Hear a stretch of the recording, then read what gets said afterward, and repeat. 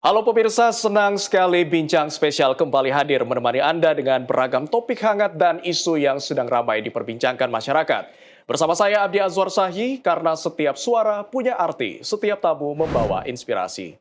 Pemirsa, dalam menjalankan berbagai program dan kebijakan, pemerintah tidak hanya dituntut untuk menghasilkan kebijakan yang tepat, tetapi juga mampu untuk menyampaikannya kepada masyarakat secara tepat dan mudah untuk dipahami. Di tengah perkembangan teknologi informasi serta arus informasi yang begitu cepat, komunikasi publik menjadi kunci agar masyarakat dapat memperoleh informasi yang akurat dan tidak mudah terpengaruh hoax. Lantas bagaimana pemerintah menjawab tantangan tersebut? Untuk membahasnya telah hadir bersama kami ada Kepala Badan Komunikasi Pemerintah Bapak Muhammad Kodari. Halo Pak Kodari, apa kabar Pak? Halo Abdi, alhamdulillah baik. Alhamdulillah sehat ya Pak ya? Baik, sehat, terima sehat. kasih Pak Kodari sudah hadir bersama kami di studio Sinpo TV kali ini. Sama-sama. Baik. Halo Sinpo. Ya, baik Pak Kodari, komunikasi publik ini menjadi salah satu faktor penting dalam kesuksesan pemerintah dalam menyampaikan implementasi sebuah kebijakan. Seperti apa pola komunikasi yang dilakukan oleh Badan Komunikasi Pemerintah untuk menyampaikan kebijakan-kebijakan pemerintah tersebut biar dapat diterima oleh masyarakat? Ya, pertama kita menyadari bahwa yang namanya kebijakan publik dan komunikasi itu merupakan satu kesatuan. Jadi kebijakan publik itu ada di hulu dan komunikasi publik itu ada di hilir. Tidak ada kebijakan, tidak ada komunikasi publik yang baik tanpa kebijakan publik yang baik. Karena itu kami sendiri di Bakom tidak jarang berkomunikasi dengan KL untuk ikut memberikan saran dan masukan dan mengingatkan agar kebijakan-kebijakan publik itu bisa sesuai dengan harapan dan bisa diimplementasikan dengan baik. Nah, yang kedua, kami melihat bahwa sekarang ini ada fenomena arus deras atau bahkan banjir informasi. Dalam situasi dan kondisi tersebut, maka yang harus dilakukan oleh pemerintah, oleh Bakom, dan juga oleh KL, kementerian dan lembaga adalah bersifat proaktif untuk selalu siap sedia memberikan informasi mengenai program-program pembangunan, mengenai program-program yang disiapkan oleh Bapak Presiden untuk bisa meningkatkan kesejahteraan masyarakat, memperbaiki kualitas kesehatan, kualitas pendidikan. Jadi kami di Bakom prinsipnya adalah bahwa kita harus proaktif menyusun agenda, bekerja sama dengan KL-KL agar setiap hari selalu ada update, selalu ada informasi mengenai hal-hal yang dikerjakan oleh pemerintah, termasuk menjawab isu yang berkembang. Nah, salah satu contoh atau implementasinya adalah setiap hari Rabu dari Bakom ada kegiatan update PHTC. PHTC itu adalah program hasil terbaik cepat atau program prioritas Presiden, mengupdate mengenai soal perkembangan sekolah rakyat, perkembangan makan bergizi gratis, perbaikan tata laksananya, kemudian juga mengenai digitalisasi pembelajaran, pembangunan perumahan, dan seterusnya. Kemudian Kabakom punya program setiap hari Senin, program menjawab isu-isu yang berkembang, agar bisa menjadi acuan bagi media. Dan dalam kerangka yang sama, kami meminta kepada KL-KL, kepada kementerian dan lembaga untuk menyiapkan narasumber atau juru bicara. Ya, kami minta 3 orang dari masing-masing lembaga, dengan maksud dan tujuan agar setiap saat media massa membutuhkan informasi, mereka sudah punya daftar nama, bahkan nomor telepon yang dihubungi. Untuk narasumber memberikan informasi begitu kalau media itu tidak diberikan narasumber atau kesulitan mencari narasumber, maka akan mungkin menulis sendiri, gitu, dengan arah yang belum tentu sama atau sesuai dengan yang sudah direncanakan oleh pemerintah. Jadi itu beberapa cara dan beberapa strategi dari Bakom untuk bisa menjawab persoalan komunikasi yang ada di pemerintahan sekarang ini. Untuk isu tadi yang diupdate setiap hari Rabu dan Senin ya Pak ya? Betul. Itu bisa diakses masyarakat di mana Pak? Bisa kalau pengalaman kami biasanya media massa yang hadir itu sangat banyak dan sebagian melakukan live streaming. Mungkin kebanyakan dari YouTube begitu ya. Jadi ya, pada hari Rabu itu yang berbicara sebetulnya biasanya bukan hanya Bakom, tapi kami juga mengundang juga ya pimpinan lembaga, menteri, kepala badan, atau yang mewakili yang biasanya dipilih oleh teman-teman di Bakom itu sesuai dengan newspek ya atau dengan tema atau isu-isu yang lagi aktual. Ya. Misalnya menjelang musim menyongsong musim panas, musim kering, musim Musim kemarau ya di Indonesia, kami mengundang teman-teman dari Kementerian Pertanian untuk bisa menjawab wacana atau isu mengenai Super El Nino misalnya ya dengan segala implikasinya yang mungkin pada titik tertentu bisa mengkhawatirkan masyarakat kita. Nah, pada kesempatan itu Kementerian Pertanian akan menjelaskan mengenai antisipasi-antisipasi yang sudah dibuat oleh Kementerian Pertanian agar El Nino yang tidak biasa ini, yang mungkin lebih panjang daripada biasanya, itu tidak akan berpengaruh terlalu banyak terhadap kegiatan-kegiatan perekonomian dan kegiatan masyarakat, khususnya berkaitan dengan pertanian, ya, berkaitan dengan program-program pangan Indonesia. Jadi kita proaktif untuk berusaha menjawab hal-hal yang menjadi concern atau kekhawatiran masyarakat. Baik. Gitu. Tadi Pak Kodari juga sempat mengatakan bahwa dari Bakom melakukan koordinasi lintas lembaga dengan kementerian yang lain. Betul. Dan ada deputinya sendiri itu yang khusus koordinasi mengenai kelembagaan. Deputi 4 Ibu Ulta Levenia. Baik. Ya. Kita tahu bahwa kementerian lembaga di Indonesia ini cukup banyak begitu ya Pak ya. Apa sih Pak tantangannya untuk melakukan koordinasi dari sekian begitu banyak lembaga, kementerian dan badan yang harus dilakukan koordinasi di satu pintu dari Bakom? Pertama kita bagaimana caranya memastikan agar tidak terjadi tumpang tindih ya. Kalau bisa satu hari itu selalu ada berita yang disampaikan, update yang disampaikan. Ya nggak apa-apa juga sih kalau ada 2-3, tetapi jangan sampai ada hari yang bolong. Gitu. Jadi saya sebagai Kepala Bakom meminta kepada Kedeputian 4 untuk berkoordinasi dengan KL-KL yang ada sebisa mungkin menyusun jadwal begitu. Kan ada banyak tuh. Saya yakin kalau disusun tiap hari pasti ada tuh KL yang bisa mengeluarkan rilis atau pernyataan. Nah itu dengan adanya satu hari satu KL atau 2 KL yang mengeluarkan rilis, paling tidak kita kan bisa menyampaikan perkembangan program pembangunan, manfaat yang dirasakan oleh masyarakat, kendala-kendala dan yang timbul dan solusi-solusi yang diambil oleh KL yang bersangkutan begitu. Sehingga masyarakat akan update, akan tahu bahwa pemerintah itu bekerja untuk rakyat dan masalah-masalah yang ada itu didengarkan, ya, ditangani dan dicarikan penyelesaiannya. Gitu. Itu kita coba susun di Bakom dan itu tentu saja sesuai dengan perpresnya tentang aturan tentang Bakom, di mana memang Bakom tugasnya adalah orkestrasi program-program khususnya program prioritas dari pemerintah. Tapi sejauh ini berarti untuk koordinasi lintas sektor dan juga kolaborasi berjalan lancar begitu ya Pak ya? Walaupun masih banyak tantangan di lapangan. Iya pasti ada tantangan di lapangan, pasti. Ada KL-KL yang mengirim nama belum 3, baru 1. Ada yang nomor teleponnya belum ada, belum kita terima. Kita berproses lah, kita berjalan terus.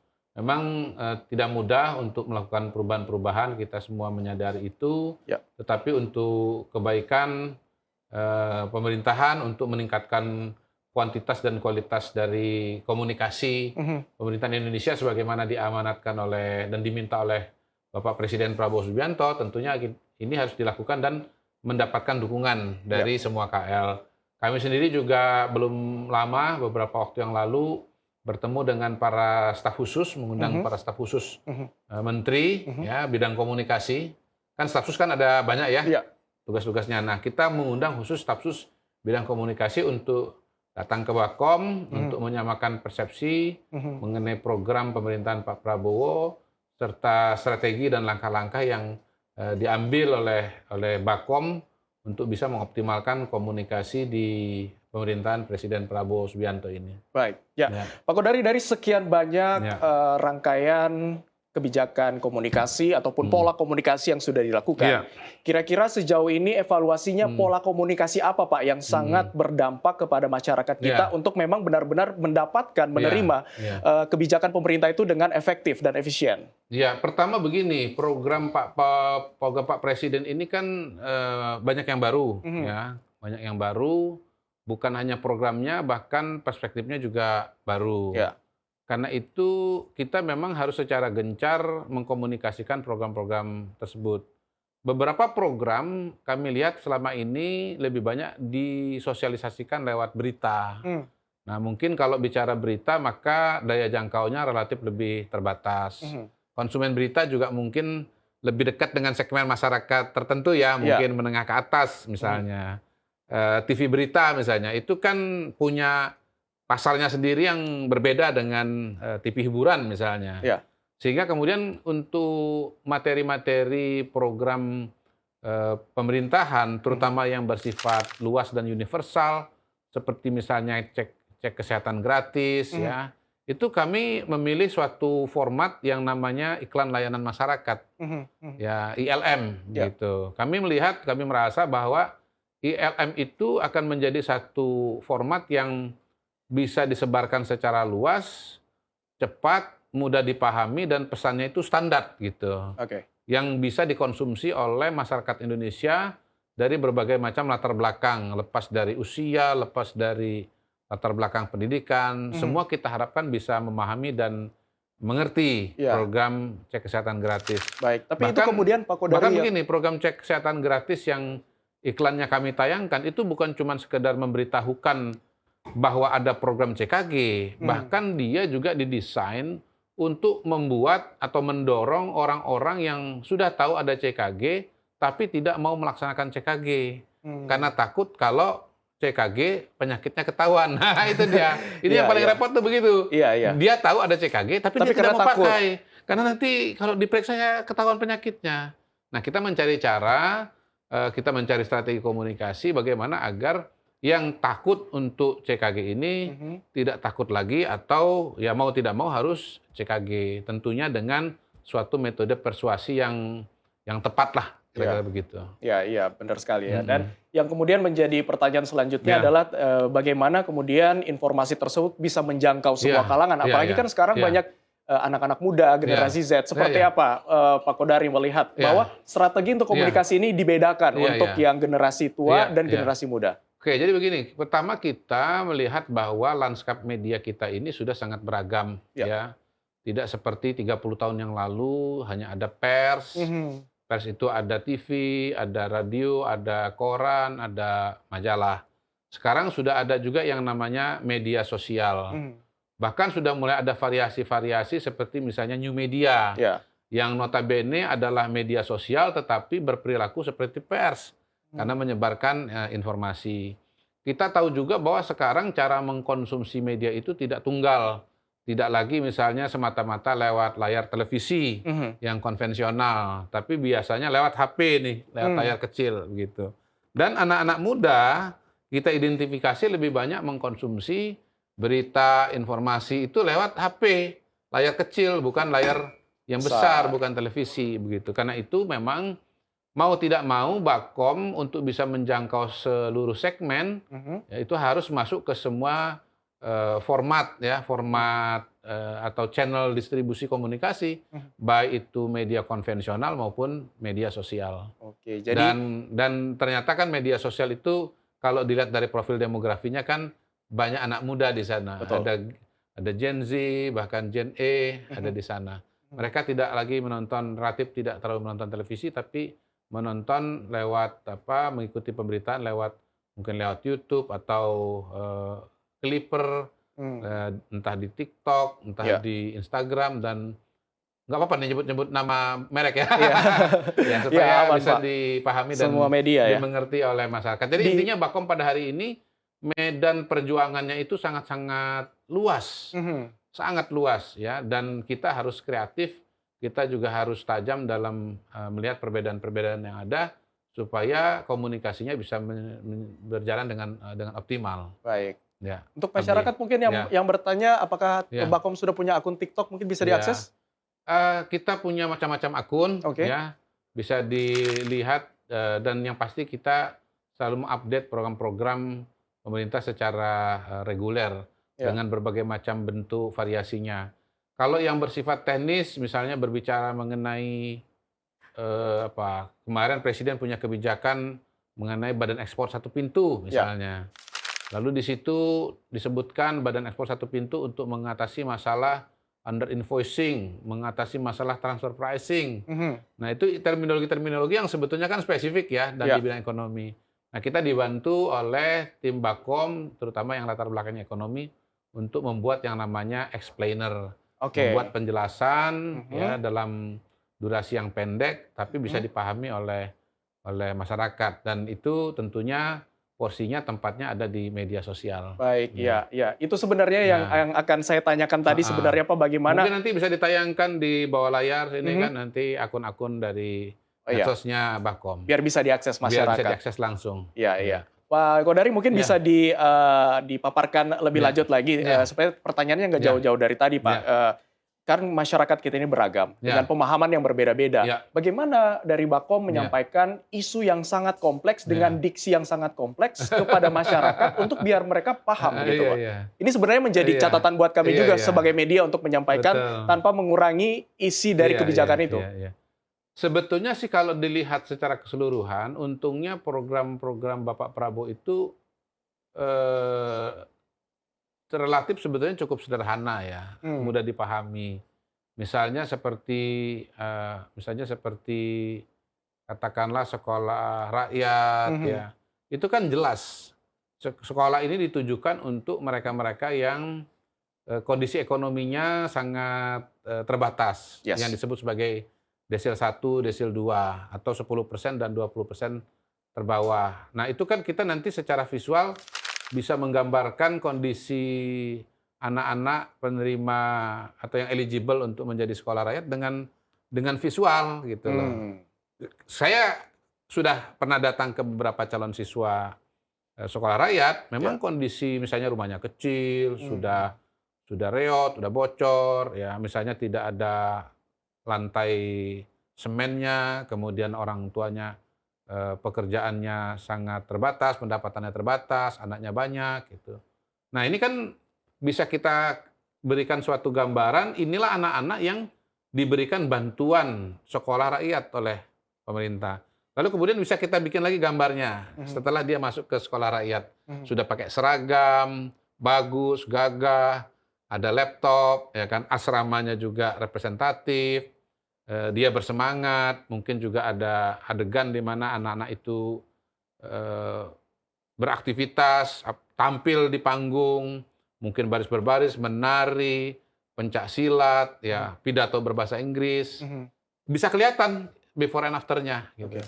Dan saya sendiri memang juga sudah menyaksikan secara langsung penampilan dari anak-anak sekolah rakyat, padahal baru beberapa bulan, 6 bulan kalau tidak salah waktu diresmikan oleh Bapak Presiden di Kalimantan Selatan, Mhm. itu terjadi transformasi yang sangat luar biasa Oke. dari anak-anak kita ini, ya. Jadi Mhm. anak-anak kita ini persoalannya adalah persoalan kesempatan, persoalan fasilitas. Begitu diberikan, fasilitas yang tepat, mereka bisa sangat berkembang dengan baik dan sangat-sangat mengharukan begitu. Atau misalnya program digitalisasi pembelajaran Mhm. ya. Bapak Presiden mengirimkan panel interaktif digital, Ya, layar yang bisa disentuh, betul. ya di situ bisa belajar berbagai macam mata pelajaran, ada matematika, ada fisika, ada biologi, ada geografi, ada sejarah, yang semuanya bisa dipelajari dengan sangat fun. Oke. Karena dia bersifat audiovisual, Mhm. begitu. Sesuatu yang tidak terbayangkan bagi saya ini yang generasi papan tulis warnanya hitam, Dengan kapur begitu kapur ya? putih. Kadang-kadang kapur melayang. Iya. Iya, iya, iya, Karena iya. agak bandel dulu saya. Gitu. Jadi sebetulnya tidak ada yang terlalu sulit. Mungkin salah satu yang kami tadinya anggap agak sulit itu adalah konsep mengenai badan ekspor satu pintu. Mmm. Tapi setelah dikerjakan oleh tim Bakom ya, dibuat beberapa pilihan storyline Mhm, ya, mhm. ada 6 kalau nggak salah waktu itu. Oke. Dan kita diskusi gitu, terus dipilih salah satu. Rasanya sih bisa kok kita menjelaskan program-program yang kompleks itu dengan cara yang relatif mudah untuk diterima dan dipahami oleh masyarakat. Baik. Kalau iklan yang dua soal Piala Dunia dan CKG udah tayang dan mungkin juga udah tayang juga di Sinpo. Mudah-mudahan nanti bisa dilihat atau ditayangkan di sini ya sebagai contoh. Baik. Kalau iklan mengenai Danantara Sumber Daya Indonesia atau Badan Satu Ekspor ini belum jadi dan mudah-mudahan nanti kalau sudah jadi tolong dikasih masukan juga dari teman-teman Sinpo, juga dari pemirsa, sehingga nanti serial-serial iklan layanan masyarakat kita ke depan akan bisa lebih baik lagi. Baik, amin ya. Kita juga harapkan kolaborasi yang sama dari Bakom untuk bisa mengedukasi masyarakat dalam menyampaikan kebijakan pemerintah. Iya, Abdi. Baik. Dan pemirsa, kami masih akan melanjutkan dialog bersama dengan Kepala Badan Komunikasi Pemerintah Bapak Muhammad Kodari usai jeda berikut ini. Jangan kemana-mana, tetaplah bersama kami dalam Bincang Spesial.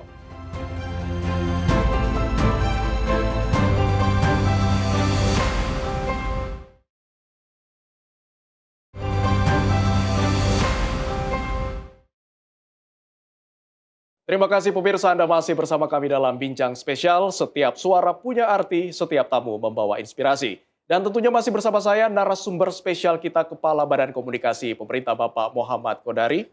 Baik Pak Kodari, di segmen sebelumnya kita sudah membahas seperti apa strategi dari Bakom untuk menyampaikan kebijakan pemerintah dengan pola komunikasinya juga yang sudah dilakukan berbagai macam agar masyarakat ini paham ya dengan berbagai kebijakan pemerintah, baik dari yang rumit dibuat sepaham mungkin bagi masyarakat, semudah mungkin. Bahasa kami serenyah mungkin. Serenyah mungkin ya.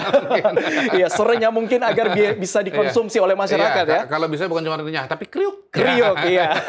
Nah, untuk di segmen kali ini Pak Kodari kita akan lebih spesifik membahas terkait kondisi ekonomi dalam hal ini kebijakan ekonomi. Bagaimana Bakom memberikan pemahaman kepada masyarakat? Pertama tentu kami mendapatkan data dan informasi ya dari KL yang relevan dalam hal ini Kemenko Perekonomian, kemudian Kementerian Keuangan, kemudian dari Bank Indonesia, serta otoritas-otoritas keuangan lain-lainnya, termasuk juga dari berbagai lembaga riset.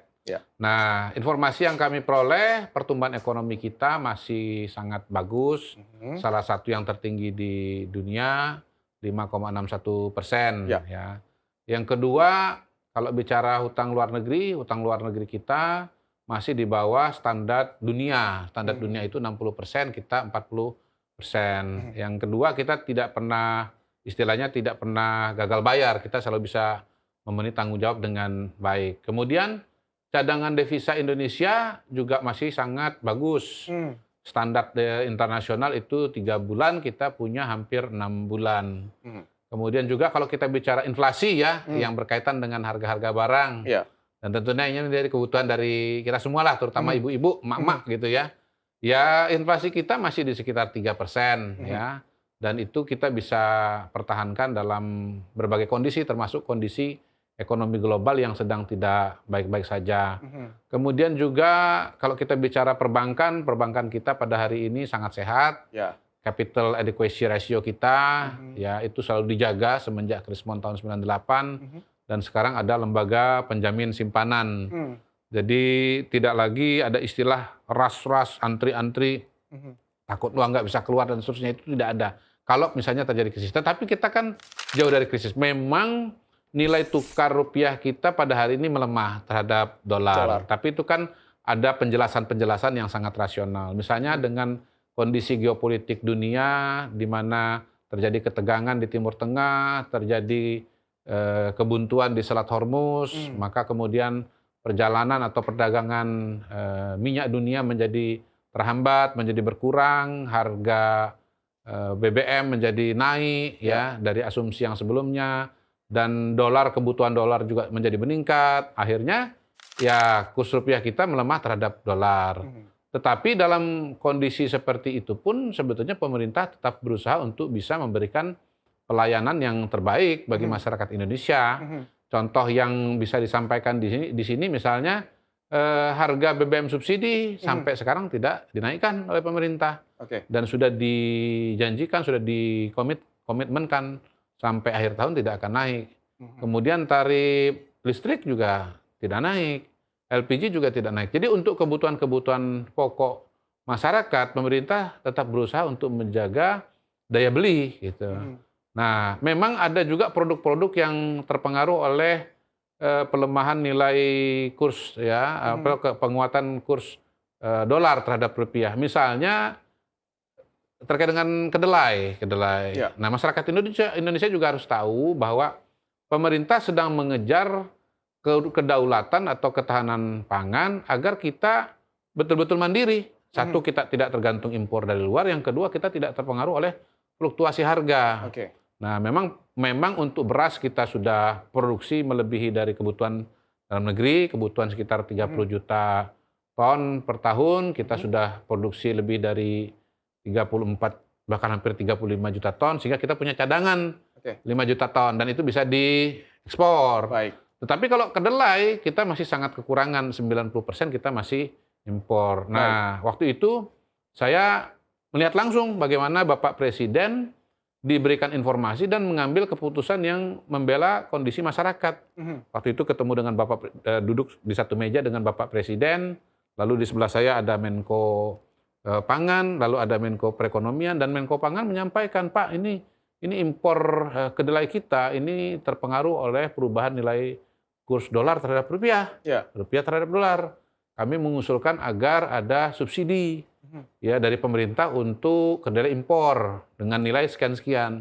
Jadi pemerintah ini sangat mendengarkan, sangat peduli, Bapak Presiden mendengarkan, Bapak Presiden sangat peduli. Jadi yang namanya subsidi itu bukan hanya BBM, bukan hanya gas untuk memasak, gas LPG, tapi juga kebutuhan pokok lainnya. Barang kebutuhan pokok, termasuk adalah kedelai. Ya, baik. Dari berbagai indikator yang tadi sudah disampaikan Pak Kodari, apakah ini menggambarkan bahwa sebenarnya kondisi ekonomi kita masih baik-baik saja? Ya, kalau bicara makro, bicara fundamental pasti baik ya. Memang sekarang ini ada elemen-elemen ekonomi yang bersifat psikologis. Seperti misalnya tadi nilai tukar rupiah, kemudian juga IHSG.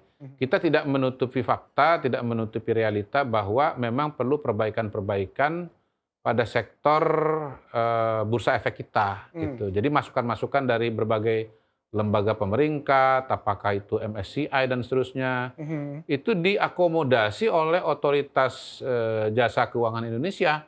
Misalnya untuk perdagangan saham, untuk emiten, itu disyaratkan bahwa ya kepemilikan dari umum itu angkanya harus ditingkatkan gitu loh, supaya betul-betul menjadi perdagangan itu menjadi bersifat publik gitu. Dan ada banyak perbaikan-perbaikan teknis yang harus dikerjakan oleh Indonesia pada hari ini. Tetapi sekali lagi fundamental ekonomi kita itu sangat kuat, dan yang psikologis ini justru menjadi PR kita. Dan kita paham juga bahwa yang namanya efek psikologis itu sangat terpengaruh oleh faktor informasi. Dan pada hari ini kembali kepada diskusi kita di depan, kita sedang ada di era perang informasi. Ya, kepercayaan itu adalah hasil dari sebuah dialog, sebuah pertarungan narasi, pertarungan wacana. Jadi memang pemerintah dalam hal ini Bakom juga harus bekerja keras untuk bisa memberikan penjelasan-penjelasan yang rasional dan bisa diterima oleh pasar, bisa diterima oleh masyarakat untuk meyakinkan masyarakat kita agar betul-betul semua variabel ekonomi kita, baik itu fundamental maupun yang bersifat psikologis, bisa kuat. Tentunya dengan dukungan kebijakan yang tepat dari otoritas keuangan Indonesia, baik itu fiskal maupun moneter. Seperti yang saya sampaikan di depan, kebijakan publik yang baik adalah produk dari, komunikasi publik yang baik adalah produk dari kebijakan publik yang juga baik. Dan tentunya pastinya harus didukung dengan adanya kepercayaan publik yang baik. Nah, bagaimana kiat-kiat khusus dari Bakom sendiri, Pak, untuk meningkatkan kepercayaan publik dari kebijakan yang sudah dibuat? Pertama tadi, bahwa kebijakan publiknya harus bagus ya. Jangan ada masalah-masalah yang membuat ketidakpercayaan itu menjadi turun. Ya. Kalau kita bicara misalnya MBG, ya seharusnya tidak boleh ada masalah-masalah hukum terkait dengan pengadaan motor listrik, pengadaan CCTV, dan seterusnya. Kemudian tata kelola terhadap SPPG juga harus bagus, agar betul-betul yakin bahwa produksi makan bergizi yang dihasilkan oleh SPPG, nilai gizinya memang tinggi, higienitasnya juga terjamin. Begitu. Nah, banyak sebetulnya kebijakan-kebijakan pemerintah yang sampai hari ini alhamdulillah tidak bermasalah. Dan itu program-program yang besar juga. Walaupun memang ya tadi biasanya yang viral-viral itu, yang ramai-ramai itu yang masalah. Contoh yang tidak masalah adalah ya soal sekolah rakyat. Sekarang udah 15.000 lebih. Penyerapan Yang sekolah rakyat, ya ada 100 sekolah rakyat permanen yang sedang dibangun. Bukan penyerapan, daya terima Siswa yang masuk di sekolah rakyat. Sekolah rakyat ada dua macam, ada sekolah rakyat transisi yang menggunakan fasilitas-fasilitas yang sudah ada sebagai tempat sementara, entah itu milik Departemen Sosial, entah milik Pemda, tetapi sedang disiapkan sekolah rakyat permanen yang sangat megah, yang sangat bagus, yang fasilitasnya lengkap, pokoknya amazing deh, gitu ya, amazing banget gitu ya, wonderful. Nah, ini sedang dibangun. Nah, ada juga masalah bagaimana target pembangunan diperkirakan akan mundur. Tapi Pak Menteri PU-nya kan cepat tanggap, langsung turun ke lapangan untuk memastikan agar jangan sampai keluar dari deadline. Kemudian yang kedua ya, kalau kita bicara sekolah program digitalisasi sekolah seperti yang saya sampaikan tadi, itu juga masif karena pemerintah mengirimkan hampir 300.000 panel interaktif digital itu ke seluruh wilayah Indonesia. Ada yang naik gunung, ada yang dibawa lewat sungai. Ya sampai hari ini kan relatif berjalan dengan baik gitu. Kita tidak mendengar cerita yang ajaib atau yang aneh dan seterusnya dari program-program itu. Yang kita dengar malah kabar-kabar gembira bagaimana masyarakat, bagaimana anak-anak sekolah kita lebih bersemangat belajar, pemahamannya menjadi lebih baik karena ya dengan adanya panel interaktif digital maka pembelajaran menjadi fun, mudah dimengerti dan mampu mengurangi kesenjangan akses terhadap konten digital dan peralatan digital antara anak yang tinggal di Jawa dengan luar Jawa, antara yang di kota dengan di desa, begitu. Karena yang tinggal di pelosok pun juga mendapatkan panel interaktif digital. Termasuk gitu. di daerah 3T? Iya, dan memang khusus untuk daerah tersebut harus ada tambahan fasilitas lagi.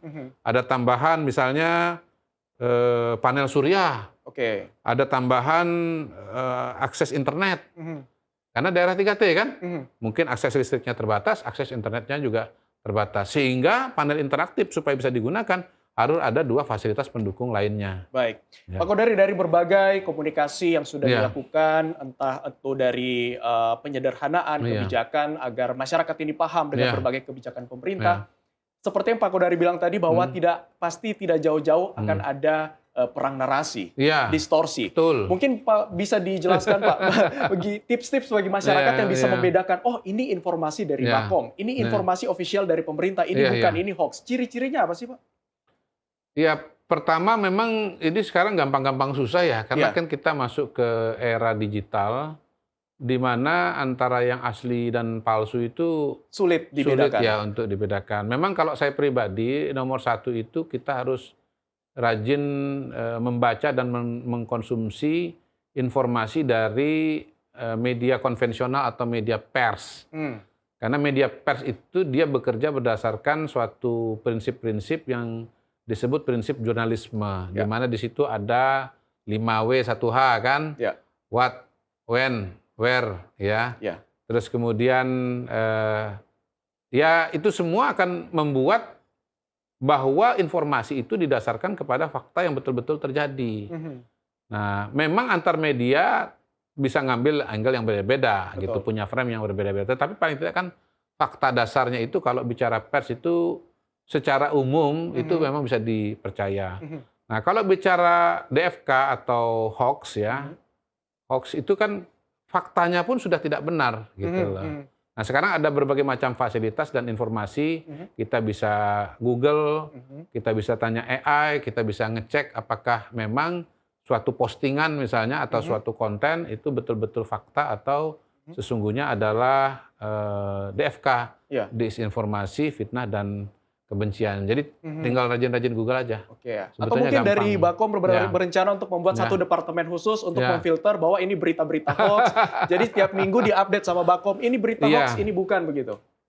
Kita akan pertimbangkan ya, karena begini, kalau bicara mengenai Bakom per hari ini, kita lebih berorientasi kepada menyebarkan informasi dan fakta yang positif ya, yang baik ya, mengenai hoax dan seterusnya. Ini pada hari ini sebetulnya sudah ada kelompok masyarakat namanya Mavindo, masyarakat kelompok masyarakat yang memantau ya perkembangan-perkembangan informasi-informasi yang bersifat hoaks atau DFK. Kemudian di Kominfo sendiri juga sepengetahuan saya sudah ada suatu mekanisme bahkan rutin dan harian untuk mengidentifikasi berita-berita yang bersifat hoaks itu ya. Nah, jadi kita bagi-bagi tugas lah. Bagi-bagi tugas antara Bakom dengan Kominfo, dengan BSSN, dengan berbagai lembaga yang lain ada di pemerintahan. Baik. Ya.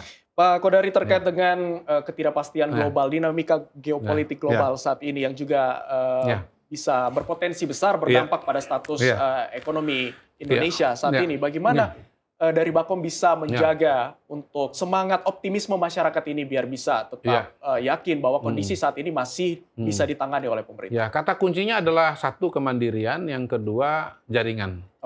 Nah, kita bersyukur bahwa kita punya Bapak Presiden Pak Prabowo Subianto mengidentifikasi persoalan bangsa kita itu dengan sangat tepat. Diagnosanya sangat akurat. Bahwa bangsa kita baru mandiri kalau kita mandiri pada sektor pangan, sektor energi, dan beberapa sektor lainnya. Dan itu sudah dimulai dari hari pertama, ya, bahkan sebelum beliau terpilih jadi presiden pun, masih sebagai menteri sudah mengarah ke sana, begitu. Sehingga hanya dalam waktu 1 tahun, Indonesia sudah mandiri secara pangan, khususnya dalam konteks beras. Untuk protein kita juga sudah bisa mandiri, terutama untuk ayam dan telur ya. Kita masih punya PR untuk daging sapi, begitu. Nah, untuk energi, Presiden dengan jaringan yang luas, dengan komunikasi yang baik, itu bisa mendapatkan akses terhadap sumber-sumber BBM, bahan bakar minyak, yang notabene pada hari ini kita memang masih sangat kurang. Saya tadi lupa apakah saya sudah cerita atau tidak bahwa kebutuhan BBM dalam negeri Indonesia satu hari 1,6 juta barel. Produksi kita 600.000 barel. Jadi kita defisit 1 juta barel. Nah, strategi yang dilakukan oleh Bapak Presiden ada beberapa. Ya, mungkin singkatnya salah satu misalnya khusus untuk solar ya, atau diesel itu, ya pemerintah mengoptimalkan sumber daya alam Indonesia, yaitu kelapa sawit. Jadi pemerintah ya mengeluarkan kebijakan untuk memperlakukan B50. Jadi nanti untuk solar itu gabungan 50% dari minyak bumi, 50% dari nabati gitu. Dan karena produksi solar kita itu sudah cukup bagus, maka dengan nabatinya B50, maka untuk solar itu nanti kita sudah praktis, sudah aman, sudah mandiri. Nah, untuk bensin kita juga menuju ke sana, itu pakai namanya bioetanol, tapi baru E20, terus ditingkatkan ke depan. Lalu kemudian juga ada program elektrifikasi, karena kalau kita bicara mobil listrik, motor listrik, kompor listrik, semua yang berbasis listrik, pembangkit listrik kita itu kan bermacam-macam. Dan notabene sebetulnya mayoritas itu bisa dipenuhi dari dalam negeri. Memang ada pembangkit listrik yang menggunakan bahan bakar, minyak, tetapi kalau kita bicara yang lain misalnya seperti batu bara, Indonesia punya stok batu bara yang sangat banyak begitu. Sehingga kalau kita bicara elektrifikasi sesungguhnya itu mampu dan bisa mengurangi ketergantungan dan konsumsi kepada BBM. Jadi ada banyak sekali terobosan-terobosan yang dibuat oleh Bapak Presiden. Kalau saya tidak salah juga ada rencana untuk bisa membangun jaringan pembangkit listrik tenaga surya di seluruh wilayah, di seluruh desa di wilayah Indonesia. Dan kalau itu terlaksanakan, kemandirian energi kita akan semakin cepat tercapai. Baik, Pak Kodari, dari berbagai macam indikator ekonomi yang juga tadi sudah disampaikan, ada kira-kira yang mungkin menjadi prioritas saat ini? Ya, yang disampaikan tadi itu prioritas semua, ya. Jadi beberapa waktu yang lalu Bapak Presiden membuat semacam program-program prioritas. Saya lupa persis apa terminologi persisnya. Tetapi dari kalau tidak salah 26 atau 25 program, itu sekitar 30 atau beberapa item itu memang fokusnya kepada SDM. Ya, karena memang praktis sebetulnya yang paling terabaikan ya, paling tidak menurut pengamatan saya, itu adalah sektor energi. Kita pada tahun 70-an produksi BBM kita itu 1,6 juta barel, kebutuhan kita cuma 600.000. Sekarang kebalikannya, kebutuhan kita 1,6, produksi kita cuma 600.000. Jadi kita selama beberapa puluh tahun ini boleh dibilang lalai soal energi. Mhm. Dan karena itulah kemudian berbagai macam program prioritas Bapak Presiden untuk menjawab kerentanan bangsa kita itu ditujukan kepada sektor energi. Oke, Ya. baik ya. Kita harapkan masih ada Kita punya harapan yang besar kepada Pak Bahlil ini karena PR-nya banyak sekali Baik, berkaitan dengan SDM. Iya. Mudah-mudahan nanti Pak Bahlil bisa diundang ya. untuk menjelaskan ya, Seperti apa sektor energi saat ini ya, Pak ya? Iya, sektor energi dan solusi yang disiapkan oleh pemerintah. Baik. Ya. Dan pemirsa, kami masih akan kembali melanjutkan perbincangan kita tentunya bersama dengan Kepala Badan Komunikasi Pemerintah Bapak Muhammad Kodari usai jeda berikut ini. Tetaplah bersama kami dalam Bincang Spesial.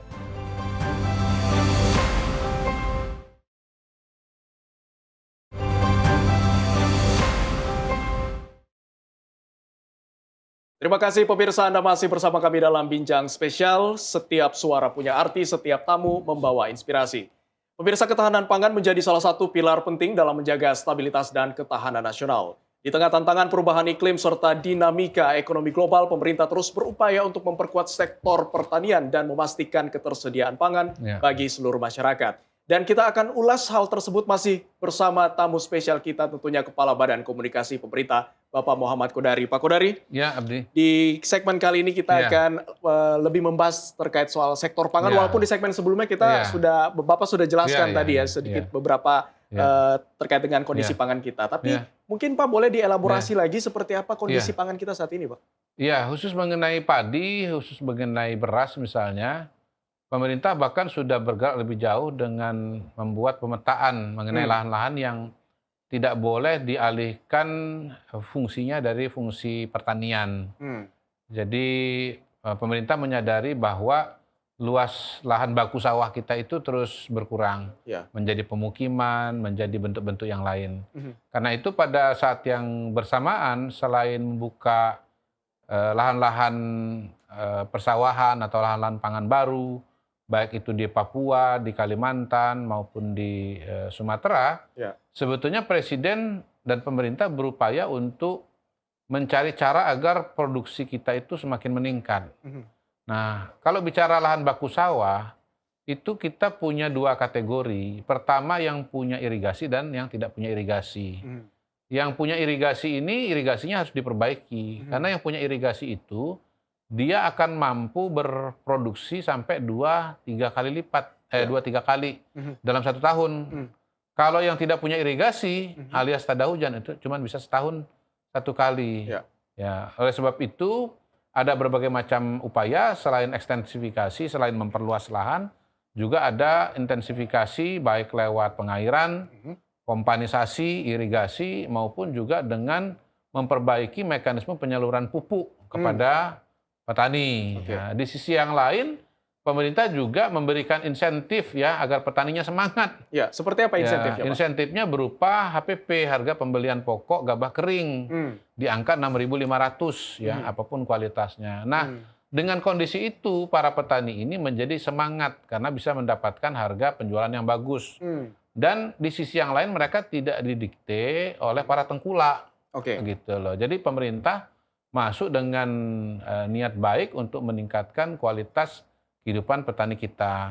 Tanpa petani kita nggak bisa makan. Masa kita tidak menghargai petani? Gitu. Nah, kemudian kalau bicara pangan, kita juga punya program Kampung Nelayan Merah Putih, di mana desa-desa nelayan itu akan diberikan berbagai macam bantuan dan dukungan, mulai dari perbaikan kapal, pengadaan kapal, penyediaan pabrik es, penyediaan cold storage, yang bisa meningkatkan hasil tangkapan dari para nelayan, dan hasil tangkapannya juga bisa awet, gitu loh, sehingga bisa punya nilai ekonomi dan mendapatkan penghasilan yang lebih baik dibandingkan dengan sebelumnya.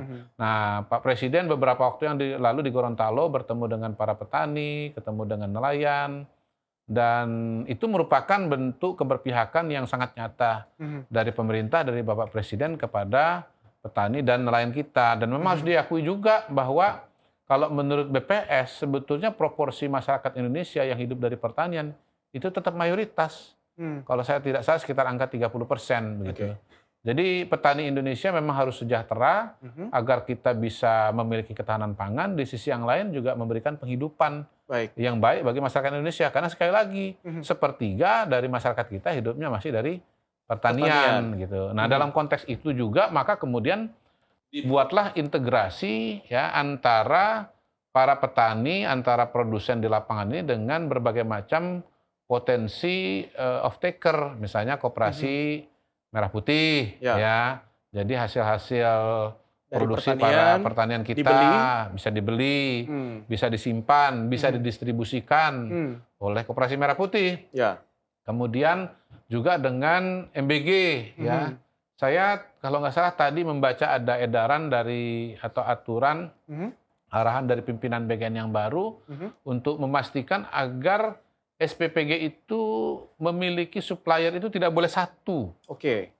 Bahkan rasanya kalau nggak salah diminta sampai beberapa belas dan harus juga melibatkan para petani dan para supplier di tingkat lokal. Gitu. Jadi ya nanti dengan dukungan dari dukungan teknologi, dukungan subsidi, dukungan pupuk, dukungan alat pertanian, maka produksi meningkat ya, dan produksi yang meningkat itu bisa disalurkan secara optimal kepada Koperasi Merah Putih maupun kepada SPPG sehingga roda ekonomi, perputaran ekonominya akan berjalan dengan baik. Penerima manfaatnya juga akan Tepat sasaran. semakin luas. Ya, jadi roda ekonomi kita ini, mekanisme ekonomi kita ini akan hidup di pedesaan dan akan hidup pada level masyarakat yang paling bawah. Sehingga pertumbuhan ekonomi Indonesia yang katanya tiap tahun itu naik 5%, tidak hanya terkonsentrasi pada para oligarki, kepada orang-orang yang super kaya, tetapi juga bisa dirasakan oleh kelas menengah, dirasakan oleh kalangan masyarakat menengah ke bawah, sehingga taraf hidupnya bisa meningkat. Itulah yang ingin dicapai oleh Bapak Presiden. Ya, Bapak Presiden, Bapak Prabowo adalah Bapak transformasi bangsa, transformasi dalam meningkatkan kualitas SDM, transformasi dalam meningkatkan pendapatan masyarakat, transformasi dalam mengatasi masalah hukum, transformasi dalam mengubah sistem ekonomi Indonesia dari yang berpihak kepada oligarki menjadi berpihak kepada wong cilik atau rakyat bawah. Baik, ya tadi Pak Kodari juga sudah sempat menyindir tentang program makan bergizi gratis ya atau MBG gitu. Bukan menyindir, menyinggung. Menyinggung.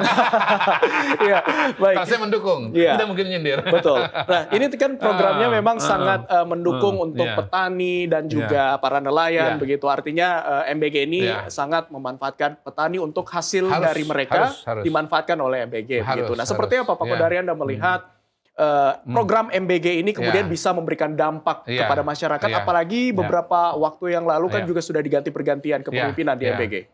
Pertama begini, program MBG itu adalah program yang sangat baik. Pertama untuk mengatasi masalah stunting. Stunting itu kurang gizi. Kurang gizi itu konkretnya adalah itu badannya itu ukurannya nggak sesuai dengan usianya. Ya. Kemudian juga kemampuan otaknya lemah. Gitu. Nah tentu ini tidak bagus untuk perkembangan sumber daya manusia Indonesia. Yang kedua, juga bisa meningkatkan kualitas kesehatan anak-anak kita. Mereka akan lebih sehat, badannya lebih tinggi, badannya lebih fisiknya lebih kuat. Proporsional begitu ya, Pak? Proporsional. Kalau saya sering bilang begini, kalau Indonesia mau tanding di Piala Dunia harus diperbaiki dulu gizinya. Gizinya betul. Tinggi badannya, kekokohan badannya itu hanya bisa diperbaiki dengan gizi. Yang ketiga harus bisa meningkatkan IQ orang Indonesia. Gitu. Jadi sebetulnya program MBG ini program yang sangat bagus, program yang sangat komprehensif untuk meningkatkan kualitas sumber daya manusia kita di tahun 2045 yang akan datang. Dan tepat sekali karena anak-anak SD sekarang 2045 itu mereka yang akan menjadi host seperti Anda. Menuju Indonesia emas ya. Menuju Indonesia. Itu mereka nanti yang akan ada di situ. Begitu. Mereka akan menjadi pemimpin republik. Nah, dan alhamdulillah juga pada hari ini kita telah mencapai sekitar 63 juta penerima. Ya, itu juga angka yang luar biasa karena dalam waktu yang singkat, setahun setengah sudah bisa melayani 63 juta penerima. Tetapi seperti kita semua ketahui ada masalah-masalah di situ yang harus diselesaikan. Ada masalah hukum. Nah, masalah hukum ini gampang, serahkan kepada aparat penegak hukum. Nah, yang lain adalah masalah tata kelola. Tata kelola ini ada persoalan efisiensi. Nah, sudah dilakukan efisiensi, dilakukan penyesuaian, misalnya insentif untuk SPPG itu tidak lagi dipukul rata semua SPPG, tetapi disesuaikan dengan jumlah penerima manfaat sehingga bisa terjadi pengurangan atau optimalisasi biaya sampai 1 bulan itu kalau tidak salah bisa sampai 1 triliun. Yang kedua, difokuskan ulang agar pada tahap yang berikutnya ini nanti berfokus kepada kelompok 3B. Ya, ibu hamil, ibu menyusui, kemudian balita. Karena ini yang paling rentan untuk bisa terkena dengan stunting. Ya. Kemudian yang ketiga juga wilayah 3T, ya, terpencil, terluar, daerah-daerah pelosok yang notabene memang karena keterbatasan akses, keterbatasan sumber daya, ya keterbatasan ekonomi, memang yang akses gizinya juga paling rendah. Jadi akan dioptimalkan ke sana. Yang ketiga, dengan melakukan evaluasi dan perbaikan tata kelola SPPG. Ya. Jadi apa-apa yang kurang, syarat-syarat yang kurang harus dilengkapi. Nah, kalau persyaratannya itu lengkap, maka SPPG dipastikan memproduksi makanan yang betul-betul bergizi dan higienis, sehingga bisa memberikan kontribusi yang maksimal untuk mengatasi masalah stunting, masalah kesehatan, dan masalah kurang IQ itu tadi. Gitu. Nah, ini semua kita percaya sedang berjalan, sedang berproses. Di situ ada Ibu Nani, ada Ibu Agustina Arumsari, ada Pak Trenggono, ya. Ibu Nila, Bu Sari atau Agustina Arumsari ini sangat menarik karena beliau sebelumnya adalah Wakil Kepala BPKP yang notabene laporannya, auditnya terhadap masalah BGN itu yang dipakai oleh Bapak Presiden untuk mengambil keputusan untuk perbaikan. Jadi istilah saya, beliau yang menemukan masalah sehingga beliau ketika di dalam langsung tahu masalah apa yang harus diselesaikan. Dan ini juga dikawal dan berproses dengan DPR, ya. Mudah-mudahan dalam waktu yang tidak terlalu lama semua rencana perbaikan, semua rencana reformasi BGN akan bisa diumumkan dan dijalankan agar program BGN ini kembali kepada rel yang paling tepat, yang paling lurus untuk meningkatkan kualitas sumber daya manusia Indonesia, khususnya anak-anak kita. Baik. Ya. Pak Kodari, dari penjelasan Pak Kodari tadi ini seperti program-program pemerintah saat ini itu seperti puzzles ya, saling berkaitan. Untuk menuju Indonesia Emas, perbaikan gizi ada MBG. Untuk memenuhi akses ada jembatan Garuda. Kemudian untuk sekolah, IQ tadi sempat disindir ya, ada sekolah rakyat begitu. Nah, ini kan seperti saling berkaitan, saling terintegrated begitu ya. Betul. Nah, bagaimana Bakom melihat bahwa program-program ini sebenarnya saling berkaitan, biar nggak ada celah di situ untuk kemudian dimasukin dengan peran narasi tadi, Pak. Iya, kita buat suatu benang merah bahwa yang dikerjakan oleh Presiden Prabowo bersama dengan kabinet itu judulnya adalah Strategi Transformasi Bangsa. Makanya Bapak Presiden kami juluki sebagai Bapak Transformasi Bangsa. Ya, bertransformasi dari bangsa yang tergantung secara pangan, secara energi, secara militer, mudah-mudahan nanti juga secara digital menjadi bangsa yang betul-betul mandiri pada aspek itu. Makanya Bapak Presiden kan kalau soal militer itu mencari peralatan-peralatan alutsista dari Prancis dengan India pada hari ini. Gitu. Jadi saya jadi kenal itu istilah BrahMos, rudal BrahMos, Astra dan seterusnya. Itu kan menarik itu. Kemudian bagaimana meningkatkan kualitas sumber daya manusia agar manusia Indonesia itu sehat, cerdas, pintar, ya. Kemudian bagaimana agar terjadi peningkatan kualitas pendapatan, kualitas kesejahteraan masyarakat kita, terutama pada kelompok yang paling banyak dan kelompok yang menengah ke bawah, petani, nelayan, ya, buruh, ya, ojol, ya kan. Beliau mengambil kebijakan yang luar biasa, ya. Meningkatkan pendapatan ojol, ya, menata ulang pembagian antara ojol dengan platform, ya. Kemudian yang ketiga melakukan penegakan hukum, pelanggaran-pelanggaran berupa lahan sawit ilegal ditegakkan, disita sampai 6 juta hektar, sangat luar biasa. Kemudian penjualannya yang selama ini under invoicing, transfer pricing, devisanya ditaruh di luar, semua dikoreksi lewat mekanisme yang namanya Danantara Sumber Daya Indonesia. Jadi Bapak Presiden sedang melakukan perubahan besar-besaran terhadap situasi dan kondisi bangsa kita, dari tergantung menjadi mandiri, jadi dari SDM yang lemah menjadi SDM yang kuat, dari pendapatan yang kurang menjadi pendapatan yang lebih baik, lebih tinggi. dan kemudian mengubah sistem ekonomi Indonesia menjadi lebih berpihak kepada keadilan sosial. Nah, itu payungnya semua adalah strategi transformasi bangsa. Memang beliau menghadapi tantangan-tantangan, tantangan teknokrasi, tantangan dari oligarki, tantangan geopolitik. Tetapi seperti Bapak Presiden katakan, masalah itu jangan membuat kita lari, tapi kita hadapi. Baik secara real di lapangan, secara teknokrasi, maupun secara narasi. Ya. Di situ Bakom berperan. Baik. Pak Kodari Bersama tadi dengan Sinpo. pastinya ya. Kita sama-sama membantu untuk mengkomunikasikan ya berbagai program pemerintah tentunya untuk kesejahteraan rakyat. Baik Pak Kodari, tadi berbagai informasi sudah diberikan termasuk dari sisi konsumen dan juga nelayan, petani. Tapi bagaimana Pak dengan posisi dari pelaku UMKM? Seperti apa mereka juga bisa tetap bertahan di tengah kondisi ekonomi saat ini, kemudian di tengah berbagai tantangan global, baik dari distribusi chain-nya seperti apa? Bagaimana Bakom melihat dari sisi UMKM, Pak? Ya, pertama kita punya Kementerian UMKM ya. Jadi kali ini khusus UMKM dibentuk oleh pemerintah untuk bisa memberikan bantuan dan dukungan. Tentu ada berbagai macam bentuk dukungan. Yang pertama itu adalah dari aspek pembiayaan. Jadi perbankan kita diminta oleh Bapak Presiden untuk bisa memberikan bunga yang relatif rendah kepada UMKM agar mereka bisa tumbuh dan berkembang. Untuk mengembangkan usaha mereka perlu pinjaman. Betul. Dan supaya tidak memberatkan bunganya dibuat lebih rendah.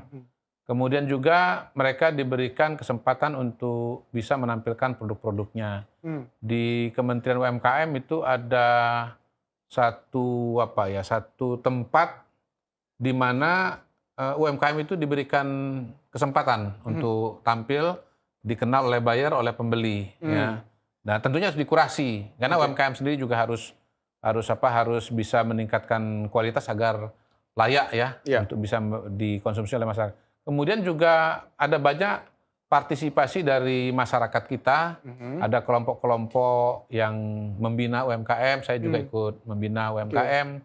Kita bertemu dengan komunitas UMKM, kita bantu pertemukan dengan kawan-kawan dari badan penjamin halal agar bisa mendapatkan akses halal. Kemudian juga kita bantu pertemukan dengan BPOM agar bisa mendapatkan sertifikasi BPOM. Kemudian juga kita bantu untuk bisa membuat kemasan yang lebih baik agar lebih menarik dan mampu kompetitif, bisa masuk juga ke pasar-pasar minimarket dan sehingga kemudian mereka akan punya pasar yang lebih besar dan mereka bisa berkembang atau UMKM bisa artinya pemerintah memfasilitasi hal itu. Kami sangat terbantu, pengalaman saya pribadi kami sangat terbantu oleh kerjasama dengan bukan hanya pemerintah pusat tapi juga dengan pemerintah daerah. Karena pemerintah daerah sesungguhnya sangat memahami dan berinteraksi langsung dengan UMKM. Kalau UMKM itu umumnya adalah bagian dari sebuah komunitas dari daerah yang bersangkutan dan masing-masing memiliki ciri khasnya sendiri-sendiri. Gitu. Jadi peran pemerintah daerah itu sangat besar kalau bicara UMKM. Baik, tapi setelah mendengar aspirasi dari mereka, apa masukan ataupun tantangan yang dihadapi saat ini, Pak? Tantangan biasa, satu permodalan kalau mau meningkatkan volume, kemudian yang kedua akses terhadap pasar, dan di situ kita juga akhirnya memanfaatkan teknologi, kita bisa jualan lewat media sosial, itu satu opportunity tersendiri. Kemudian juga bicara mengenai pengelolaan dan manajemen keuangan. Karena kalau kita bicara usaha itu kan ada aspek produksi, tapi juga ada aspek marketing, ada aspek keuangan. Nah, tidak bisa hanya salah satu saja. Betul. Semuanya harus komprehensif. Mungkin produknya laku, tapi kalau tidak mampu mengelola keuangan ya lama-lama bisa jebol juga. Gitu. Jadi ada upaya-upaya pelatihan-pelatihan yang diberikan oleh teman-teman di Kementerian UMKM maupun oleh kelompok-kelompok masyarakat yang punya kepedulian terhadap UMKM ini. Jadi ini kerjasama yang UMKM adalah suatu contoh di mana kerjasama antara pemerintah dengan masyarakat itu menjadi nyata, gitu ya, bersama-sama bisa mengembangkan UMKM di Indonesia. Yang jelas UMKM perannya sangat strategis karena daya serap tenaga kerjanya paling luas di Indonesia dibandingkan dengan usaha-usaha yang kelas menengah dan besar. Baik. Jadi kita harus kawal. Kita harus kawal ya. untuk mendukung UMKM pastinya. Iya. Baik Pak Kodari, apa pesan pemerintah kepada masyarakat tentunya agar turut berkontribusi dalam mewujudkan ketahanan pangan nasional? Iya, mungkin secara umum ya, bukan hanya ketahanan pangan ya. Yes. Jadi Bapak Presiden kita ini punya keberpihakan yang tidak diragukan lagi kepada bangsa negara dan rakyat Indonesia. Beliau ingin sekali lagi agar rakyat Indonesia meningkat kesejahteraannya, terjaga kesehatannya, bagus pendidikannya, dan agar Indonesia menjadi negara yang bangga, negara yang maju, mampu berkompetisi dengan negara-negara lain. Dan semua itu dilakukan oleh Bapak Presiden dengan melakukan perubahan paradigma ekonomi Indonesia, menjadi paradigma yang berpihak kepada masyarakat, paradigma yang berpihak kepada Undang-Undang Dasar 45, khususnya pasal 33. Marilah kita dukung semua program Bapak Presiden ini dengan ikut berpartisipasi dalam semua program di mana memungkinkan partisipasi di CKG misalnya, ikut mendaftarkan dan ikut cek kesehatan gratis. Dan jangan takut di puskesmas, dan jangan takut. Ya. Yang kedua, bisa ikut juga di Koperasi Merah Putih, ya, menjadi anggota aktif di sana. Kemudian petani nelayan bisa jadi supplier di SPPG, ya, bisa menjadi supplier di KDKMP. Jadi kita bisa mendukung pemerintah sesuai dengan peran dan tugas kita masing-masing dan profesi kita masing-masing. Baik, ya terakhir, insya Allah, amin. Dan terakhir Pak Kodari, mungkin pesan-pesannya nih kepada masyarakat agar tercipta komunikasi dua arah antara Bakom, pemerintah dan juga masyarakat ini seperti apa Pak? Pesan-pesannya? Ya, sekarang ada banyak sekali ya sumber-sumber informasi. Tentu sumber informasi yang perlu diperhatikan, dicermati adalah dengan mengikuti pers, karena seperti saya sampaikan di depan, pers dia punya mekanisme verifikasi, punya mekanisme jurnalisme.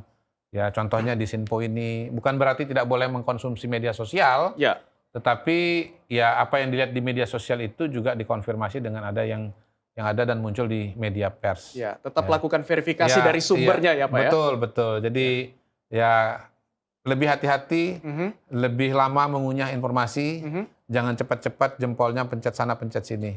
Ya, supaya apa? Supaya informasi yang beredar di masyarakat kita betul-betul informasi yang tepat dan berkualitas. Baik, ya kita harapkan itu bisa segera terwujud ya tentunya demi kenyamanan dan juga kesejahteraan rakyat. Amin. Baik. Dan pemirsa, demikian perbincangan kita dalam Bincang Spesial kali ini. Semoga diskusi yang telah kita simak dapat memberikan gambaran yang lebih jelas mengenai strategi komunikasi pemerintah, dinamika kebijakan ekonomi nasional, serta berbagai upaya dalam memperkuat ketahanan pangan sebagai salah satu fondasi penting pembangunan bangsa.